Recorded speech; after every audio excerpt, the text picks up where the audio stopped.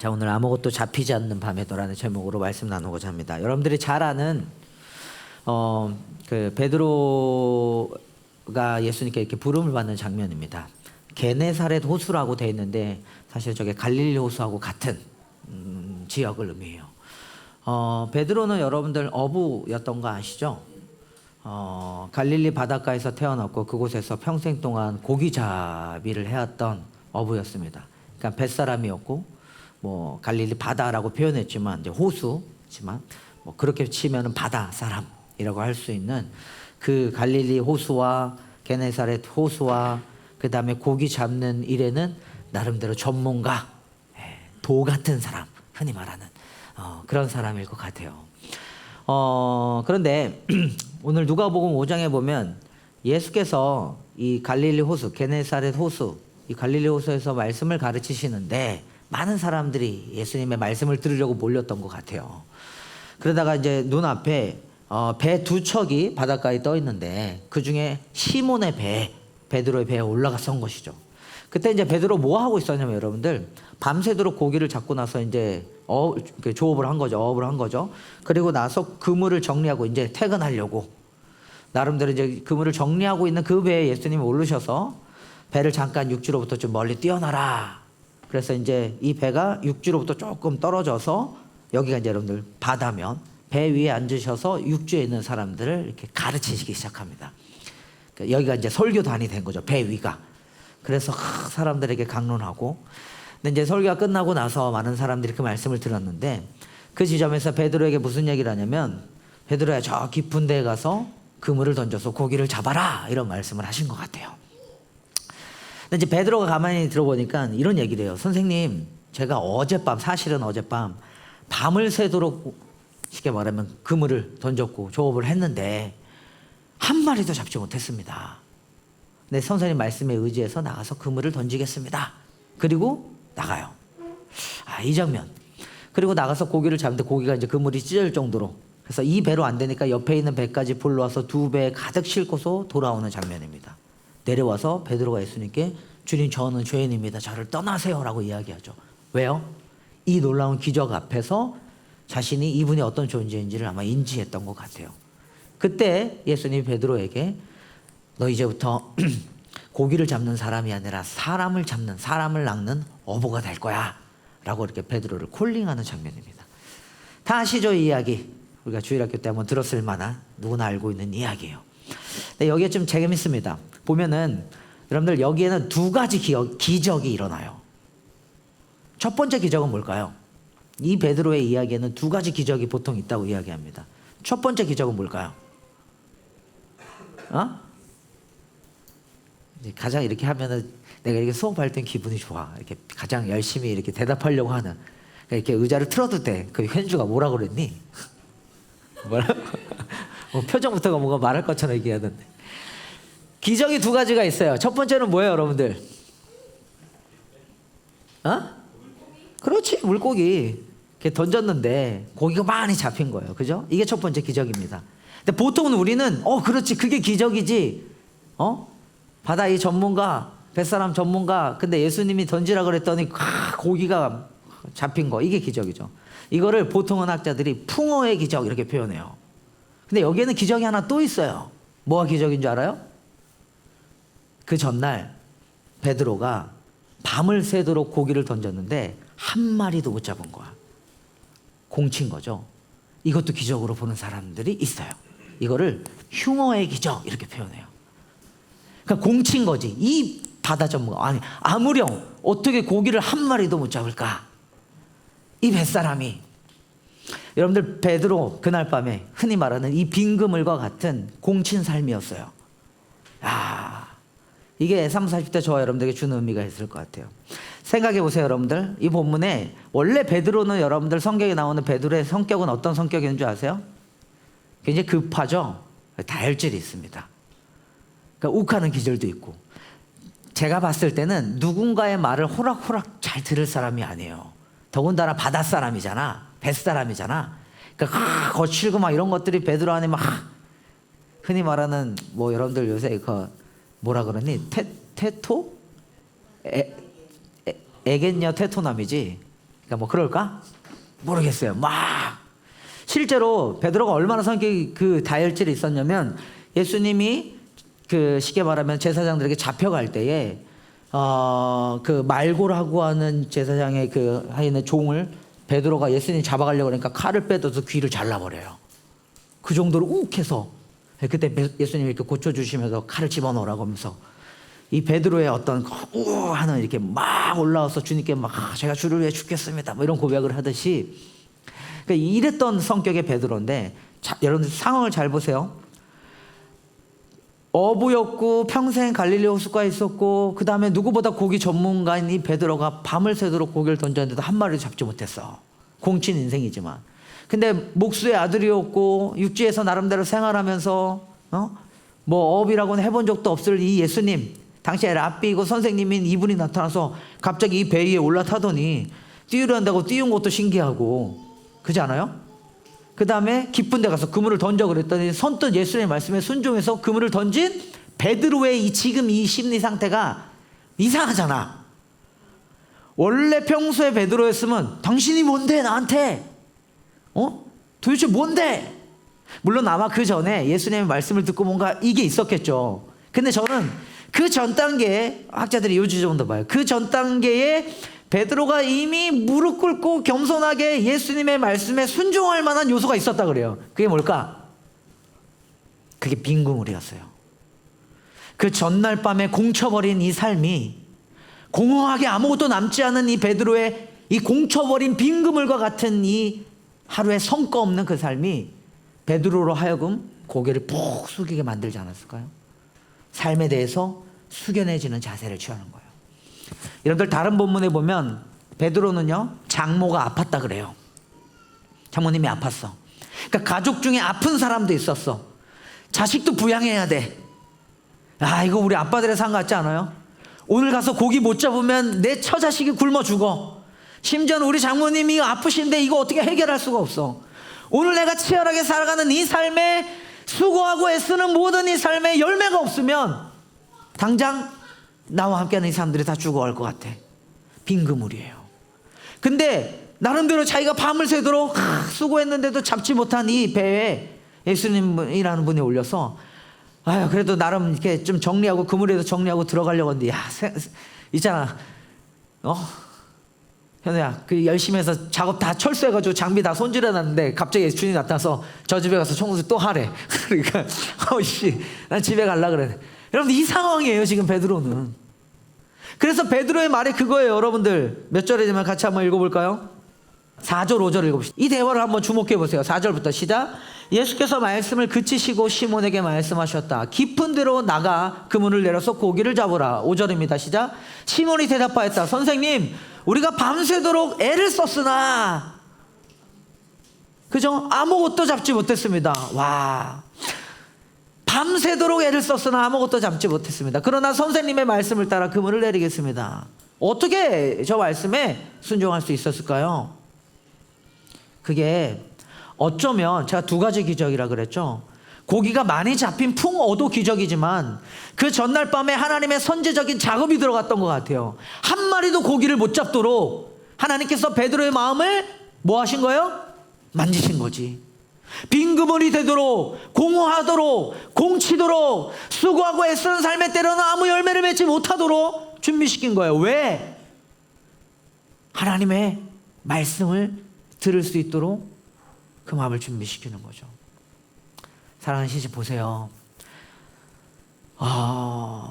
특히 우리 윗마을들 20대 청년들도 마찬가지겠지만 자녀를 키우면서 가지는 짊어지는 큰 어깨 무거움들, 흔히 말하는 아내와 또 남편들 저마다 우리 가정들을 세워가는 이 지점에서 수고하고 애쓰는, 진짜 밤을 새도록 애쓰고 수고하는, 근데 때로는 그 내가 수고하고 노력한 만큼의 결과가 나와주지 못할 때가 많죠. 인생은 그런 것 같아요. 그죠? 근데 그럴 때 한번 깊은 답답함, 무기력함 이런 것으로 빠지게 되는 저와 여러분들의 삶일지 모르겠어요. 근데 오늘 본문은 이걸 말하는 것 같아요. 그 빈그물과 같은 우리의 삶이 어쩌면 하나님이 우리를 준비시키시는 시간이실지 모른다 라는 기적의 시간으로 볼 수 있다라는 거죠. 현대인의 삶을 보면 그래요, 여러분들. 우리가 사는 오늘날의 세상을 과잉 노력의 시대 이렇게 표현합니다. 과잉 노력의 시대. 근데 과잉 노력, 그러니까 참 애쓰고 노력하는 건 맞는데 노력 대비 성과가 나옵니까? 그런 사람이 축복 이렇게 복받은 사람이야. 그지 종호야. 내가 카페를 해봤는데 야 이게 노력한 만큼 가성비가 제일 안 나오는 게 카페 같아. 무슨 생각을 했는지 알아요? 12시간 일하고 집에 와서 싸우면서 힘들어 막 입에 힘들어가 막 나오는데 그 있잖아요 여러분들 예쁜 공간을 만들어 놨지만 이 돈 한 달 동안 수고해서 나름대로 매출이 나와가지고 결산을 보니까 이 돈을 벌 거면 차라리 내가 나가서 노가다를 뛰는 거나 알바를 하는 게 돈을 더 많이 편의점 알바하는 게 돈을 더 벌겠는데? 그러니까 여러분들 그거 아세요? 12시간씩 갈아 넣는데 이런 결과를 받는다면 그거 어때요 그때 마음이? 그러면서 번아웃이 오죠. 이게 맞나라고 하는 삶의 방향을 상실할 때가 와요. 내가 이렇게까지 했는데 왜 아무것도 내게 안 되지라는 허무감이 막 찾아올지 모르겠어요. 그러니까 아무리 노력해도 원하는 결과가 잡히지 않는 지점을 만나게 되는 것 같아요. 오늘날의 청년들도 마찬가지예요. 여기 청년들도 와 있는데 누구보다 바쁘고 치열하잖아. 스펙을 쌓아야 되고 자격증 따야 되고 심지어는 관계도 관리해야 돼요. 심지어는 이 관계 관리라는 것도 여러분들 그런 것 같아요. 서울 성수동의 어떤 교회는 이렇게 예배를 드려요. 청년들이 예배 끝나고 나면 소그룹 모임을 해야 되잖아. 근데 소그룹 모임할 장소가 없다 보니까 어디서 소그룹 모임을 하는 줄 아세요? 카페를 가야 되잖아. 그럼 카페 가고 뭐 하면은 소그룹 모임 하기 위해서 몇만 원이 그냥 깨지는 거야. 그게 부담돼서 소그룹 모임에 참여를 못해요. 교회 공동체가. 그러니까 단절되는 거예요 삶이. 그 관계를 맺기 위해서도 뭐가 필요해요? 또 돈이 필요해. 심지어는 나는 이 사람에게 이 정도의 관계로 에너지와 시간을 투자했는데 그 사람은 내 마음을 알아주지 못하는 것 같아. 야 그런 관계 관리.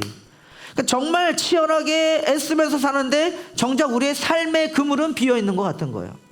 무엇보다 이게 있어요. 자기 능력으로 살아야 한다는 압박. 무한한 비교와 경쟁. 거기서부터 오는 자기 혐오와 낮은 자존감. 성과로 결과로 우리를 판단하는 거예요. 나는 누구인가라는 정체성이 내가 무엇을 해냈는가로 나타나는 거예요. 최근에 여러분들 그 드라마 아세요? 서울 자가의 대기업 김부장 이야기.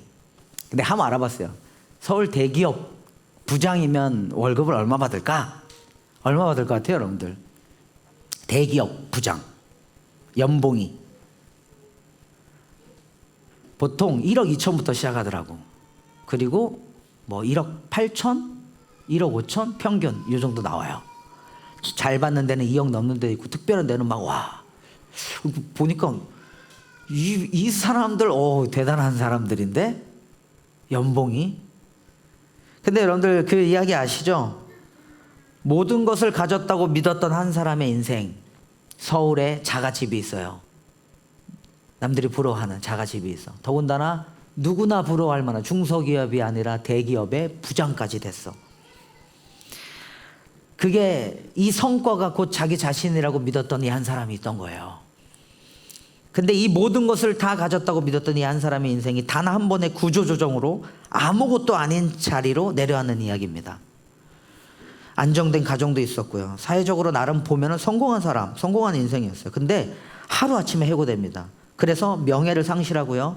정체성의 붕괴를 겪게 되죠. 그러니까 그때 어떻게 돼요? 빈그물과 같은 삶을 마주하죠. 그때 이 김 부장이 뭐 합니까? 나는 누구인가? 라는 질문 앞에 중년이 되어서 다시 서게 되는 거예요. 여러분들 이 작품이 30대 40대에게 강하게 박히는 이유가 뭐냐면 요 지점이에요. 성과가 곧 나이다. 그렇게 살아왔어요 그 세대는. 내가 이뤄낸 성취와 내가 이뤄낸 결과가 곧 나이다 라고 치열하게 살아왔다고요. 근데 그 세대가 붕괴됐다는 메시지예요. 정말 그래? 그게 하루아침에 그렇게 무너져도 그게 곧 너야? 김 부장은 그렇게 살아온 사람이에요. 좋은 대학 나왔고 대기업에 부장이 됐고 서울에 자가집이 있고 말 그대로 교과서적인 성공 루트를 정석대로 밟아온 사람이에요. 많은 사람들이 이 교과서적인 루트를 따라갑니다. 아시죠? 거기에 우리의 인생에 행복이 있다고 믿기 때문에. 그리고 그 것들을 바라보면서 대한민국의 교육 구조들이 사실은 이 구조에서부터 밑에 수능과 그 아래까지 다 내려오는 거예요. 대학을 중심으로 들어가는.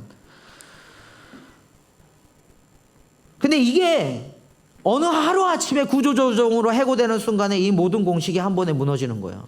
그때 드러나는 진짜 질문이 이거예요, 여러분들. 내가 일을 못하게 되면, 내가 이 자리를 잃게 되면, 그렇게 돼도 나는 여전히 가치 있는 사람인가? 라는 고민을 하게 되겠죠. 이게 바로 어쩌면 오늘날 30대, 40대가 가장 두려워하는 질문일지도 모르겠어요. 근데 여러분들 드라마를 보니까요, 이 지점이 나오더라고요. 어쩌면 김 부장이 가졌던 가장 큰 공포는 돈이 아니라 나이가 들어가는데 자신이 쓸모없어진 그런 인생을 살게 되는 것에 대한 공포가 가장 크게 되지 않을까. 작품을 보면요, 김 부장은 당장 생계도 불안하지만 그보다 더 무너지는 것이 뭐냐면요, 자기 쓸모에 대한 확신. 내가 필요한 사람일까? 그러니까 나이가 50이 되어도 그걸 넘어서도 아직도 한 3, 4년은 더 살 수 있는데 사회에서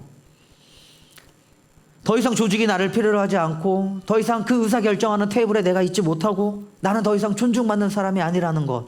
그러면서 그게 가정에서도 이어지는 것. 이게 바로 성취를, 이게 되게 좋은 표현이에요, 여러분들. 성취를 자신의 자아로 지탱해오던 30, 40대가 가장 견디기 힘든 붕괴라고 분석했어요. 그러니까 우리가 지금 이 치열한 이 30대 삶을 이 지점, 이 성공과 성취에 두고 치열하게 살아가는데 어느 지점에 하나님이 공친 인생처럼 빈구물로 빵 터뜨리는 순간에 그게 너무 두려운 거예요. 그 공포가. 그러면서 가족 앞에서도 그 자존감들이 다 무너지기 시작합니다. 정작 김 부장은 자기 자신은 가족을 위해서 이 열심과 성취를 성공하는 삶을 살아왔다고 믿고 자부해 왔는데 정작 해고된 후에 가족 앞에서 말수도 줄어들어요. 주눅 들어있죠. 자녀 앞에서는 한없이 작아져요. 배우자 앞에서 주눅 들고 막 가끔 얘기하는데 나 늙으면 뭐 할 거냐고 막 이러면서 막 보세요, 막 내가 목사도 아니고 뭐 아무것도 아닌 여봐. 고맙습니다. 네. 그러니까 여러분들 스스로를 짐처럼 여기는 나는 쓸모없는 사람이야, 성과 성취가 곧 나야 라고 하는 이 정체성을 지나치게 형성한 나머지 이게 다 무너져 버리니까 나는 누구야? 나는 도대체 뭐야? 라고 하는 이 장면이 무서운 이유가 이거예요, 여러분들. 가장을 지탱했던 것이 뭡니까? 사랑이 아니었던 거예요. 사실상 이 가정을 지탱하고 가장으로서의 자신의 자리를, 자신의 정체성을 지탱했던 것은 성공과 성취였다라는 것이 이 드라마 안에서 전형적으로 드러납니다. 근데 여러분들 이게 오늘 이 베드로의 이야기하고 굉장히 좀 만나는 것 같아요. 하나님은 왜 베드로를 예수님이 직접 만나기 전날 밤에 공치게 하셨을까? 빈 그물을 경험하게 하셨을까? 왜 바닥을 치게 하셨을까? 여러분들 그거예요. 어떻게 보면 김 부장에 있어서 사회적 해고는요, 회사의 해고는 사회적으로 보면은 그 흉어, 빈 그물과 같은 실패한 인생이야 라고 말할지 모르겠지만 비로소 자기 자신을 정직하게 마주하는 시간이 그에겐 되었던 것 같아요. 여러분 살면서 우리는 이 지점에 반드시 서야 됩니다. 반드시 이 지점에 서 있을 수 있어야 해요. 그래서 하나님은 저와 여러분들의 정체성을 성공과 성취에 두는 것이 아니라 요거예요, 여러분들. 소명이라고 하는 하나님의 부르심에 두도록 때로는 우리의 삶에 공치는 인생을 허락하시더라고요. 그 줄인 마음이, 그 겸손해진 마음이 그 공친 인생처럼 막 내가 수고하고 애쓰는 것에 열매 없을 때 막 이 사실에 대한 비관하는 게 아니라 이 무너진 마음 속에 하나님의 부르심이 들려오니까 그때 뭐예요? 그 부르심에 응답할 수 있어요. 깊은 데로 가서 그물을 던져라. 내가 김 부장이야. 서울에 자가집도 있고 연봉이 내가 2억인데 내가 당신에게 뭐라고, 이 분야는 내가 전문가인데 내가 왜 그걸 해야 돼? 라고 얼마든지 말할 수 있는 베드로가, 그죠? 빈 그물을 경험하고 나니까 그물을 던져라 라는 말씀에 저렇게 어린아이처럼 겸손해져서 주님, 내가 밤을 새도록 애쓰고 수고했는데 아무것도 잡지 못했지만은, 이게 공친 내 인생일지 모르겠지만은, 그러나 내가 당신의 말씀에 순종해서 그물을 던지겠습니다. 그리고 고기를 잡아요. 마지막 말씀. 그럼 보세요, 여러분들. 이 지점에 나타나는 베드로가 경험했던 진짜 기적, 저는 이걸 세 번째 기적이라고 좀 나름 표현해 보고 싶어요. 그건 뭘 것 같아요?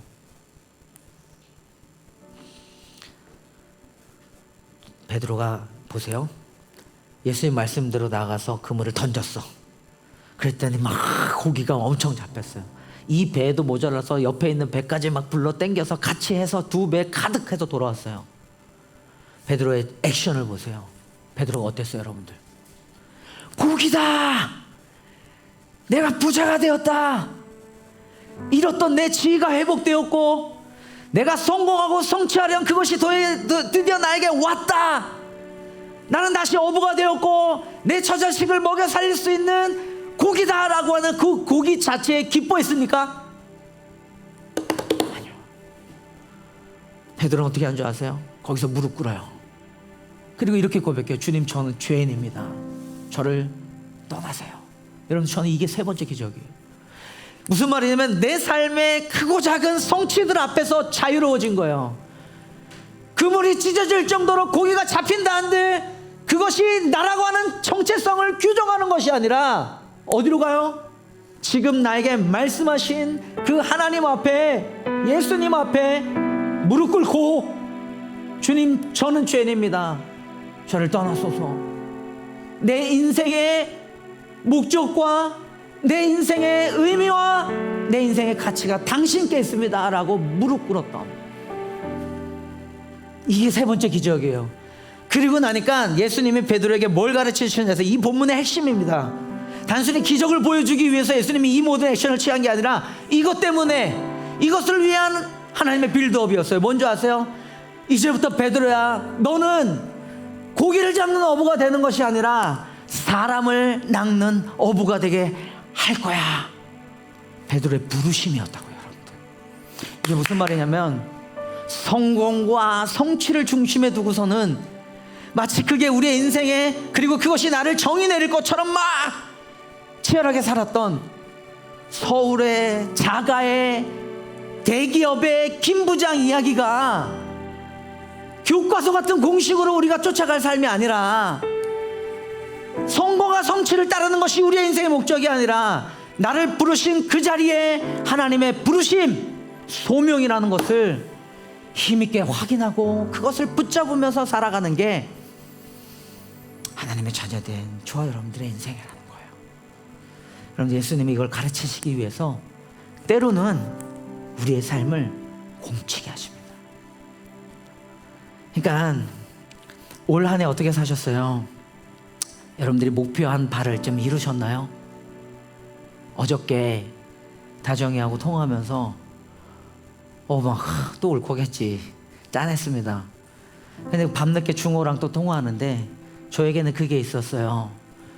2년 전에 여기서 이렇게 중호 다정이 송구영신 예배 때 기도해 줄 때 썼던 기도 카드가 이제 보통 한 반년쯤 지나면 한 번씩 꺼내서 다시 봐요. 근데 목사님도 까먹고 있었던 거지.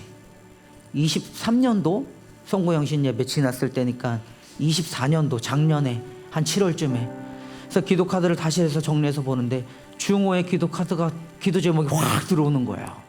많은 성도들 중에서 유일하게 중호께. 내용이 이거였어요. 새 생명을 가지고 싶습니다. 기도했지, 하나님. 근데 그 해에 하나님이 아무것도 허락하지 않으셨죠. 그 속으로 막, 주님. 근데 어쩌면 그 시간이 하나님께서 우리 중호와 다정이를 준비시키신 시간이지 않았을까. 그리고 올해 여러분들 아시죠? 다정이가 어떻게 얘기 났는지 격려 많이 해주십시오. 근데 이 얘기가 짠했어. 목사님 막 울면서 막, 첫 번째 애니까 제가 잘 몰랐었어요. 그러면서 무통주사 너무 늦게 왔다고 오라는 것 같아. 우리 다 그 이야기 주고받으면서 함께 하잖아. 엄마들은 알잖아요. 근데 그런 것 같아요. 그런 시간을 우리에게 허락하신 선하신 나의 하나님이 이유가 있으셔서 내 삶을 공치게 하시고, 그러나 그곳에서 부르심, 나 어떻게 살아야 되죠? 내 정체성이 어디에 있죠? 나라는 존재가 누구에 의해서 정이 내려지죠? 라고 하는 지점을 선명하게 새겨주시더라고요. 이 기적이 저와 여러분들의 것이 되길 간절히 소망합니다. 아멘. 불 좀 꺼주시겠어요?